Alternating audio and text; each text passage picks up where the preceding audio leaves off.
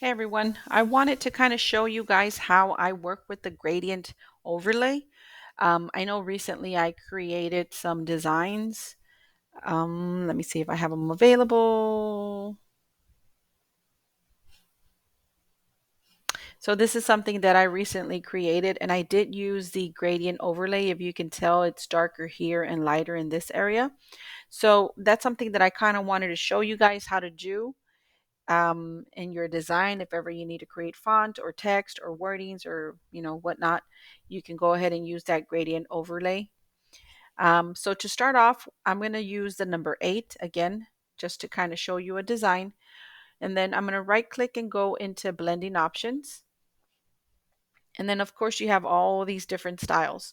So right now I'm just going to quickly go over gradient overlay. So the gradient overlay, you determine what colors you want to be on there. So this is something that I kind of played with earlier, but we can definitely change this. I'm going to go back to doing maybe just this teal color with a darker teal.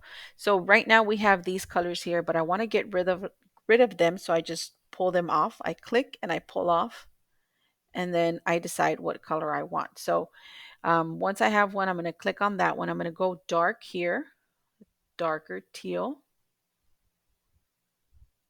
hit OK. And then I'm going to add, I can add as many as I want. I can have two if I want.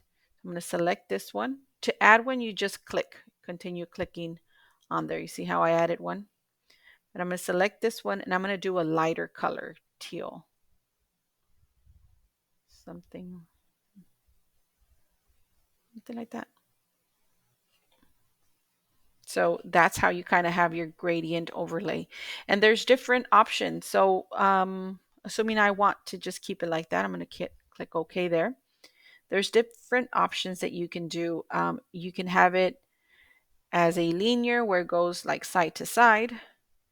And you can reverse it to go the opposite. You can have it, radial. It kind of gives you a little preview here. Oops. You can have it at an angle, depending on what angle you want. You can play with it here as well. Um, Reflect it. So that's like where it's darker on the corners. And if you want to reverse it, you can reverse it. And then also the diamond one. So you kind of see how it kind of looks like this here as well. I actually like the way this one works just because it's a lot smoother. And so you again can play with the scale, just depending on how big or how small you want it. I like it at the 150. And so once you have that, then you can just click OK and you're good to go. Whether you want to keep this as a text because maybe you want to duplicate the same effect for a number 7 later on, or whether you want to maybe rasterize it, you can do that as well. You just right click rasterize layer style. Now it's just a layer there.